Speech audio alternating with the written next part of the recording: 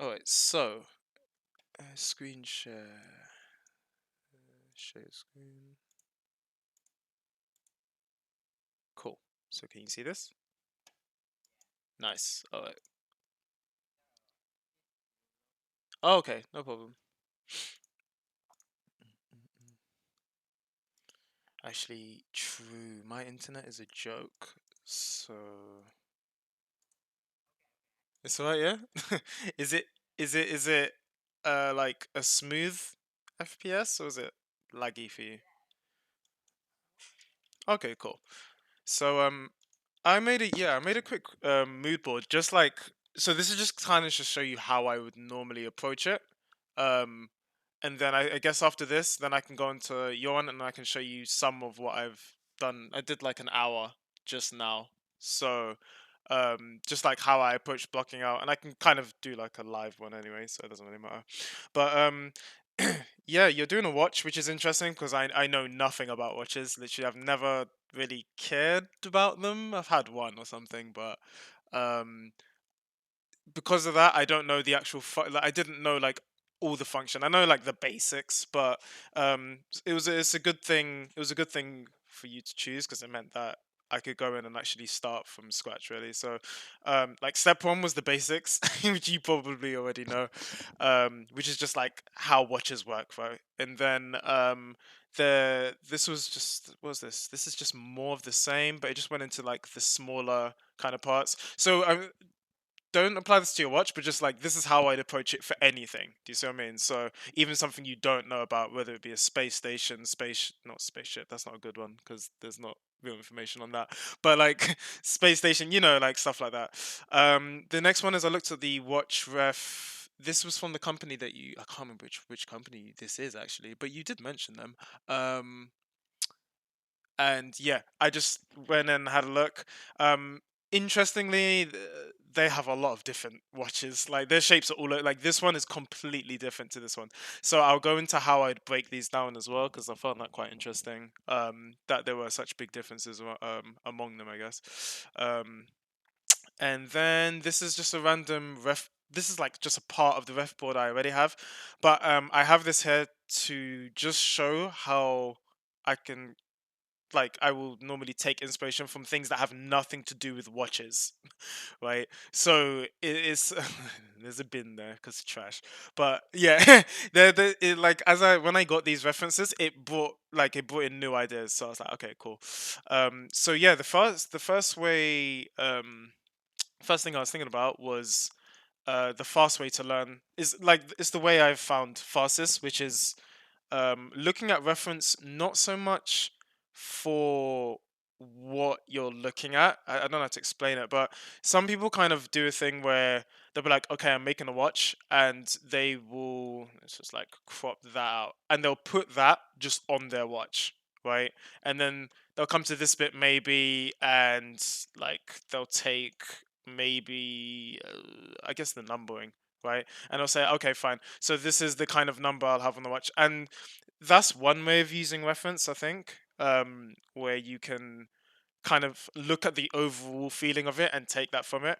But something I've been doing a lot more recently, and it seemed to help me a lot more, is looking at like certain aspect, like the smaller aspects of what makes something the way it is. So, for example, I've put form here. Like form is a relatively simple one. It's one most people will focus on because it's the first read. So it'd be like the curve of how it comes out. The slight, you can see here. There's like a slight highlight, so you can see it bends downwards. This is something that I think a lot of people do look at already. Interestingly enough, they seem to be the same watch, but this image, as you can see here, it looks like it's perfectly smooth, but it seems to be missing this ridge here. Maybe they're different watches. I don't know enough about watches to know, but they look the same, so that was quite interesting. But I mean, this bit is also not cut out there, so maybe it's a different part of the process. But like little things like that are quite important.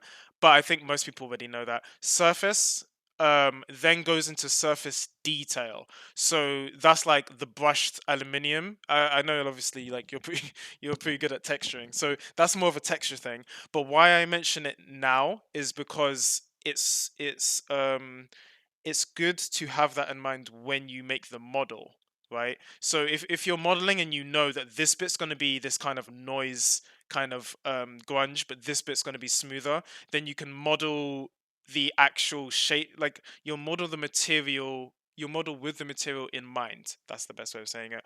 um and obviously they have different what do you call it, processes when they're being created, right? Especially like this bit, you can see there it's got like this weird material. So this is most useful when modeling metal and rubber, because if you model rubber, it should have these soft edges. I'll show you exactly what I mean. I think I have it kind of here. I did this just now, but like rubber in itself, like it shouldn't be the same. It should look like rubber even before the rubber texture's on it. That's what I mean, right? So it should you can see like this is a hard edge, you can tell that's metal. This is like a soft edge all the way to the side, so you can tell that's not metal. And it's that you're trying to get that in there without actually having to texture it yet. So that's something I've been thinking about a lot recently. um Let me go back. Oh, gee, I've got too much shit. Pure. There you go. Let me just bring this to the end. There you go. Cool. So if I go to, yeah, so that would be surface. That goes with texture as well. Them two are kind of combined, of course. Proportion. So this is actually really interesting for these watches. So this one, for example, is like, I don't know what percentage I want to say. It's like 70% rests. A lot of this is very simple, and then this part is detailed. But some of these watches, like this one, is a lot of noise. So the proportion of detail on this one is actually quite crazy. You've got like these kind of surface details.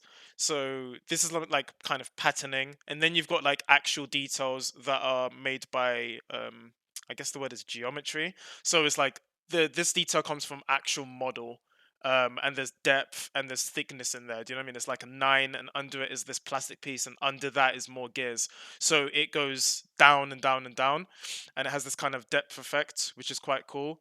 This is quite plain, like it's planar around here. It's right, very simple, and then only around this area does it start to have layering. It also has like this part over here is simple, but it's in shadow because of the I guess the pocket that's caused by the shape going over it. So there's like these little things that I think help as well. Proportion, color, not as important here. Most of these are just silver, but in general, it's quite important to keep in mind. They've used this for the dials, so you can see there the 60s red. Yep, same. There's another one that had really interesting colors. I think it's the green. Yeah, so they have like the green going acrossing and the red. So colors obviously a very good thing to keep note of. And negative space, if any. This more applies to cars like that. You can kind of see there it's got like the hole and the gap. And this, for example, perfect example. But watches not so much, but I will explain why that's quite interesting, because I came up with a few ideas of like how a watch could be if it had negative space, and I've not seen any watches that seem to kind of not make the most of it, but like I don't know, like utilize it that much. There was one watch I was looking at and it had some interesting, no, it's not these. Um, this one's pretty cool actually. It has this gap underneath here, and then it has like this coming in, and there's the kind of this layering effect. So that was quite cool. And that's also what I mean as well. It doesn't have to be like huge negative space. You can see as well, it's got these insets. So this is a perfect example of what I mean. So that's quite interesting to keep your mind on. A lot of these don't have that though. And lighting, which is just a thing in general. Obviously, lighting is more to do with the rendering side, but I model with the lights on for the same reason. It helps to know how light will affect your model before you get to the rendering process, like as you're modeling it. So those were like that's like the main the overall things I look for reference. And then when it comes to the actual block out itself, right, I will start asking questions. So first, I deal with context. This is, I mean, yeah, it's kind of a Mike Hill approach. It's not exactly a Mike Hill approach. I don't use the whole map thing. I also don't tend to always write this down. I'll just do it in my head. But because I'm explaining it, it helps that it's over here.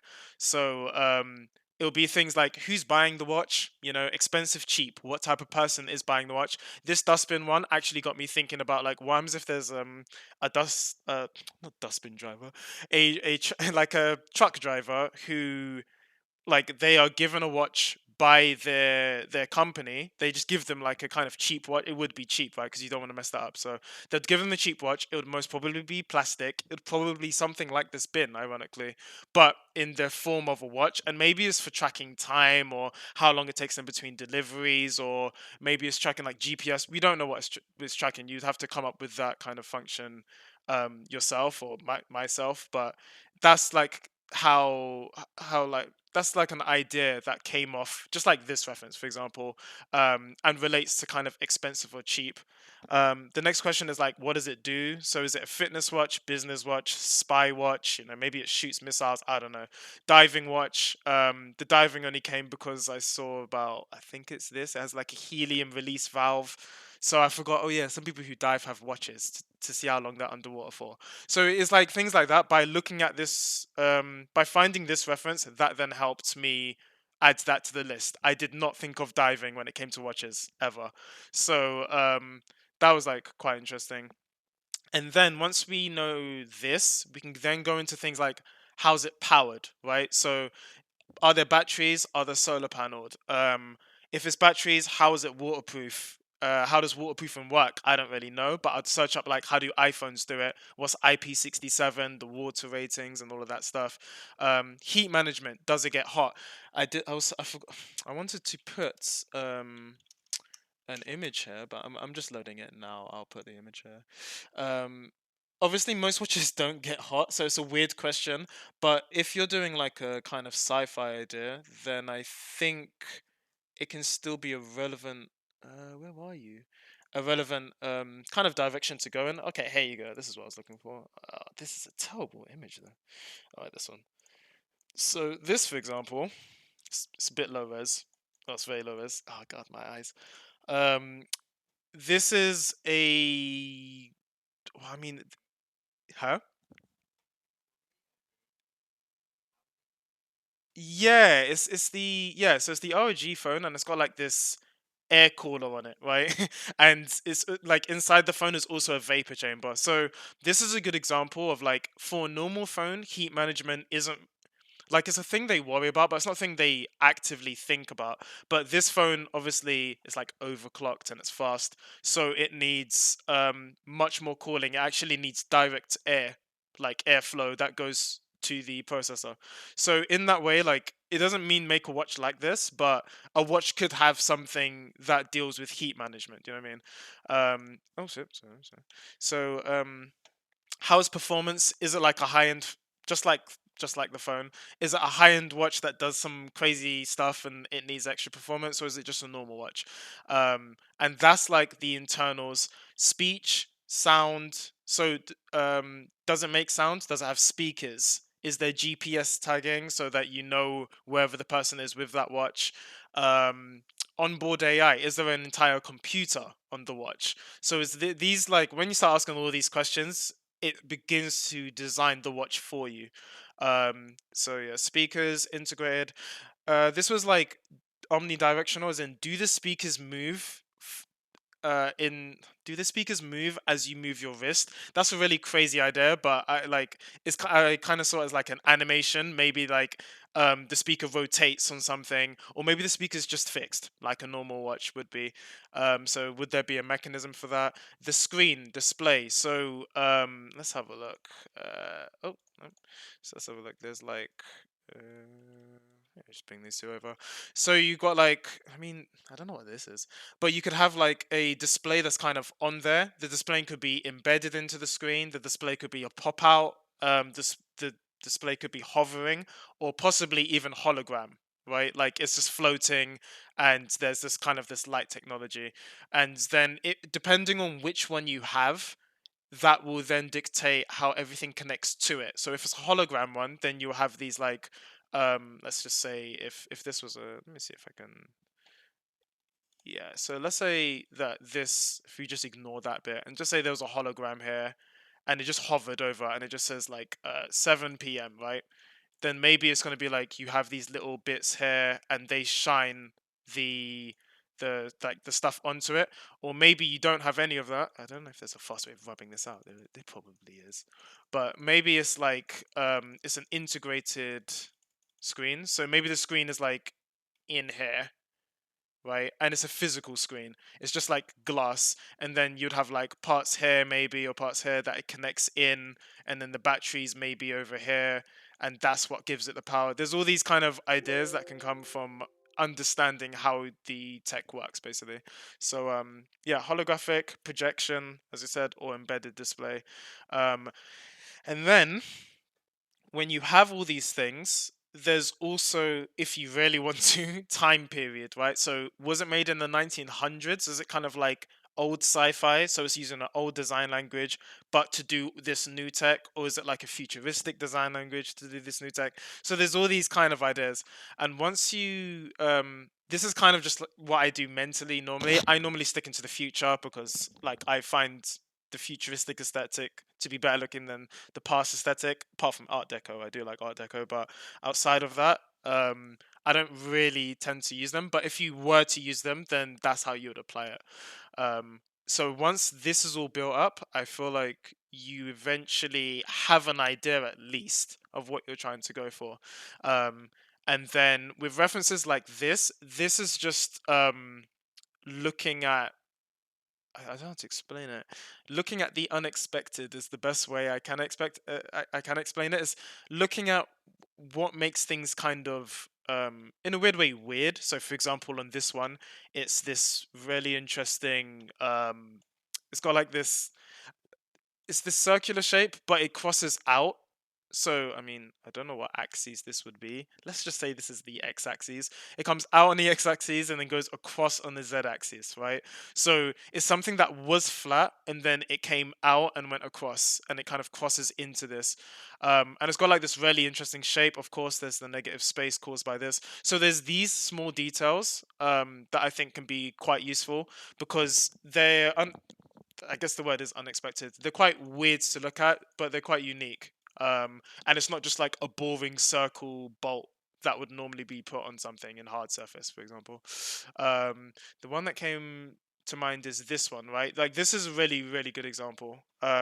Because when we try and do details, for example, we'll just put like a circle in, like this, and then like this would probably just go all the way around, and it'd be like this. Do you know what I mean? We'll just go plop, boolean, and call it a day. But with this, you can see that there was more to it. There was this kind of nice layer that comes around. So if you just look at that, and then there's this bit that's underneath, and then there's the boolean, and this comes down, and you've got like this fits this also weird kind of wiring that comes from the speaker, and then you can also see that there's all of this area which is like rest, and then there's the detail over here, right? And technically the Y is also doing it. There's a lot of rest there and then detail, and then it connects to a point of detail, and then it goes back to the rest. So there's like there's things that you can take from there as well. You can see more of this as well. It's going in and out.